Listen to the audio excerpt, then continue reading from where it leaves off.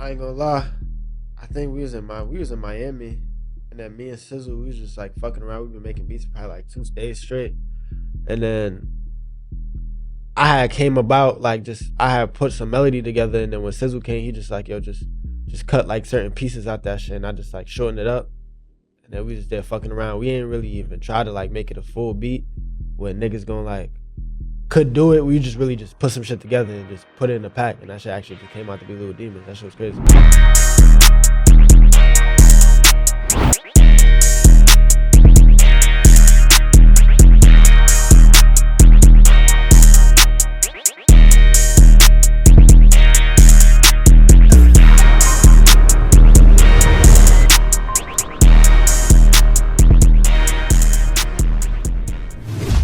I ain't gonna lie, funny ass story. When I was a DJ, I started DJing when I was about 10, 11. My mom had bought me, for my 11th birthday, my mom had bought me like a little Acer notebook.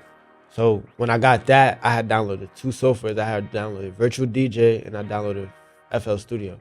At first, I was really a DJ, and then I was like doing like little backyard parties and shit. But then I remember this one backyard party I was trying to DJ. They started playing that little Jersey Club shit, and I ain't had no clue about that shit because I was Jamaican as hell.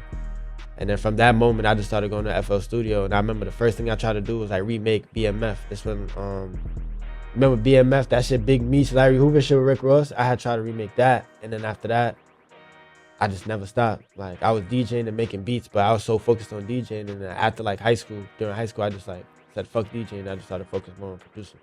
That shit really came from DJing though. I had met Sizzle. So this was in 2021.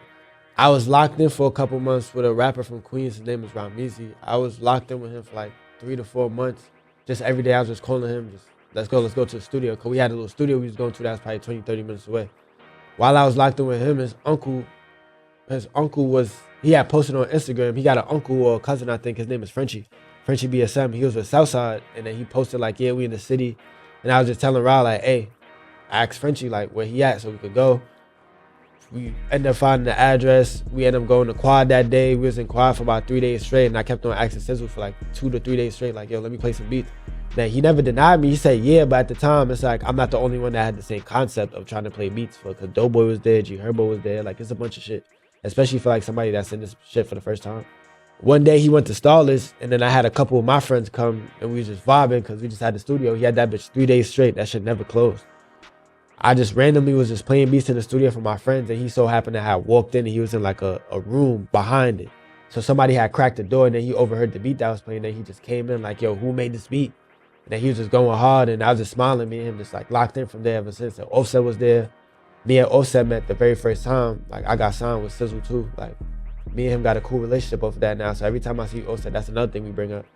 And then me and Offset probably did like 2, 3 songs that day. And from that moment, I just never stopped. Like Sizzle, I booked a flight to Cali. I was with him for 3 months. And then after those 3 months, I was with him for another 7. And after those 7, I was with him for another 10. Like I just made sure I never missed the opportunity, like regardless of what was going on, you know? So from that day, me and him, our relationship just grew stronger and stronger. Shit.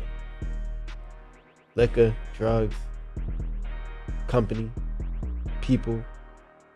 And then we just be in that bitch till like, we go 10 p.m. We probably go to the club, and we probably go to the club 12 a.m. Be in that bitch till 2, 3 in the morning, and then we go straight to the studio. And just whatever come to mind, we just have fun. Like it's not all about just trying to get this done or have the best song. It's just about having fun. As long as everybody in the studio having fun, that's when everything come out. When we be too serious, nobody trying to really hear no serious shit. Like we trying to make shit that make people feel good. Like, you know, I worked with a lot. I worked with Lil Durk, Polo G, Roddy Ricch, Travis Scott, Future, Playboy Cardi, Offset, 42 Doug, Honcho. Like I ain't gonna lie, I work with like a lot of people, cause it's like I got a variety of shit I can really do. Like, you know, I'm trying to go more females now. Like I did a couple songs with Carisha, but they ain't drop yet. But I'm working with my man's OP, on point like OP. I'm working with YKD. That's like my main go-to right now, who I'm always with. Everybody else is like, I don't consider a lot of my friends, like most of the people I work with, I consider my friends. I don't consider them up and coming. I feel like everybody is on like a level. I look at everybody equally, so it's like they give me the same feeling. So I treat everybody the same way. I treat whoever's up and coming how I treat Future or Travis Scott, like, you know. So it's like it's hard for me to really say like who's up and coming. I just got a bunch of friends around me. Organic. I do a lot of organic shit. Like I don't like shout out to all the sample producers and shit, cause I fuck with it. But me personally, like I wouldn't, like I'd be trying to like give myself that like when people listen to my beats, I want people to feel where I'm coming from. Like I always have a bunch of feelings with it. So I try not to follow what the world likes. I try to make music with, not trying to be corny, but I try to make music with my heart. So like whatever makes me feel good, that's what I try to make. I have a lot of emotions in every beat that I make. I try to resonate with whatever's going on in the everyday life. So if I make something with Dirk right now that got that feeling, so I want everybody to feel how he feels. Like if you talking about street shit, I want people to feel like he on some street shit, like, you know? Like I just try to accommodate a lot of feelings into my beat. Analog Lab, Omnisphere, and to be completely honest, Analog Lab, Omnisphere, and Nexus. Honestly, like I still use the same original shit that everybody been using since 2016. I feel like a lot of producers, when they get on interviews and shit, they always say like, yeah, be yourself, and they try to give a generic answer. But I had to really get to the point that I'm at to understand what a lot of them generic ass advice that felt like it was generic at the time, understand like you just gotta be yourself. Like you don't be somebody that you're not comfortable with, because we're in a situation where everybody's comfortable with themselves. You're gonna be the only one that feels out of place. Like you just gotta be yourself and make people fuck with you for you. Don't follow what's going on in the world or whatever you see your environment likes. Like whatever is you like, stick to what you like, because that's what's gonna get you far. And then one day, it's just, you're never gonna know the day. Just one day, everybody just gonna like what you're doing. So first, I had really, this was filled up more. Like I probably did like, you know, added more. But then every time when I make loops, I always add more and then listen to the whole loop by itself and just try to find the sweet spot. And the sweet spot that I ended up finding was this.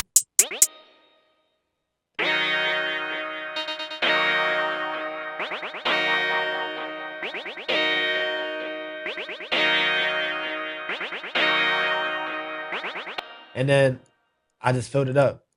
It was really simple for real. I just put this right behind it. Same thing for real, but it just added more like feeling to it. This beat was simple as how I really do that, man. Then bass behind it, little brass.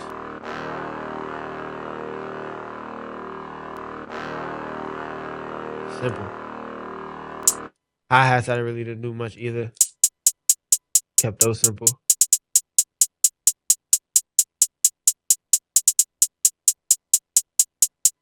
Same shit.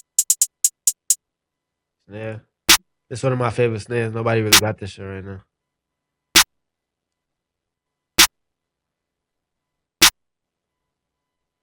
Then of course the 808s. But open hats.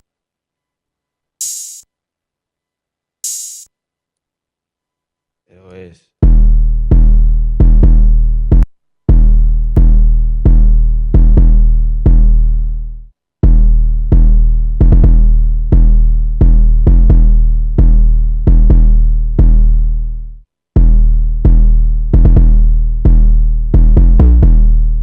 So now the original beat really started, like I chopped up the original beat. The intro really didn't start like how the song itself started. Like when I sent it to Sizzle had fucked around the beat a little bit and I gave it like a more like suspenseful intro, but I really just started it straight to the point, just like this. Everything just come together and sound like this.